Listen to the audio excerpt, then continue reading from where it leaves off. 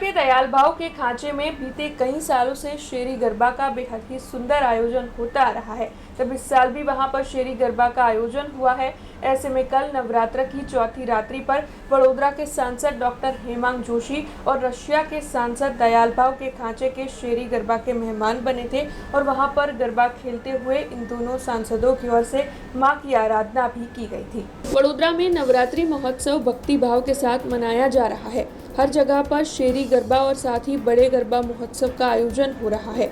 काफी उत्साह से गरबा रसिक गरबा खेलते हुए मां की आराधना करते हुए भी दिखाई पड़ रहे हैं। तब राजमहल रोड पर मौजूद दयाल भाव के खांचे में जय श्री अम्बे नवरात्रि रास गरबा मंडल की ओर से बीते 68 सालों से शेरी गरबा का आयोजन करवाया जा रहा है। इस साल भी मेरी बेटी मेरे आंगन और बेटी पढ़ाओ बेटी बचाओ की थीम पर विशेष गरबा महोत्सव का आयोजन करवाया गया है। तब कल यहाँ पर रशिया के सांसद के साथ वडोदरा के सांसद डॉक्टर हेमांग जोशी अतिथि विशेष के तौर पर मौजूद रहे थे और इसी के साथ वडोदरा के सांसद डॉक्टर हेमांग जोशी के साथ रशिया के सांसद ने भी गरबा खेलते हुए मां की आराधना की थी। गायक नितिन पटेल और उनकी टीम की ओर से पारंपरिक गरबा के सुरों पर मां की आराधना का समा बांधा गया था। तब आपको बता दें कि यहाँ पर बच्चों से लेकर बुजुर्ग सभी गरबा खेलते हुए नजर आए थे।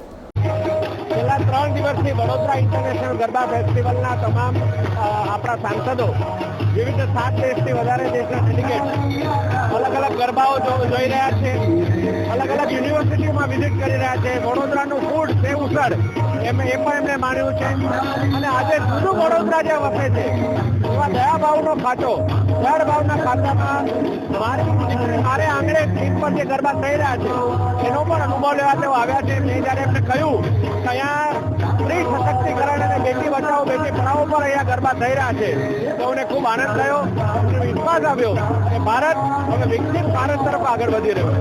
68 વર્ષ પૂર્ણ કરી 68મા વર્ષમાં મંગલ પ્રવેશશે અને અમે ત્રીજી પેઢીની એ જ પરંપરા આજે માતાજીની આરાધના કરવા અમે સાચવી રાખેલી છે અને અહીં આગળ આ મંડળમાં અમે છેલ્લા 12 વર્ષથી બેટી બચાવો બેટી પઢાઓનો એક થીમ કોન્સેપ્ટ લઈને અમે અહીં આગળ કે જેથી કે છોકરાના મા બાપ અહીં આગળ એમની નજર સમક્ષ રમે અને કોઈ બી જાતના અમે વ્યવસ્થાપક મંડળના સભ્યો દરેક જોડે ઊભા રહીને દરેક વ્યવસ્થા સાચવીએ છીએ। ખાસ કરીને આજનો દિવસ માતાજીની કૃપાથી ખૂબ જ અભૂતપૂર્વ કહેવાય એવો દિવસ છે કારણ કે અમારા માતાજીના ચૈત્રને નવરાત્રિ રાસ ગરબા મંડળમાં આજે આપણા સાંસદ હેમાંગભાઈ જોશી સાથે સાથે રશિયાના સાંસદ બંને આજે આપણા ગરબા માણવા આવ્યા હતા।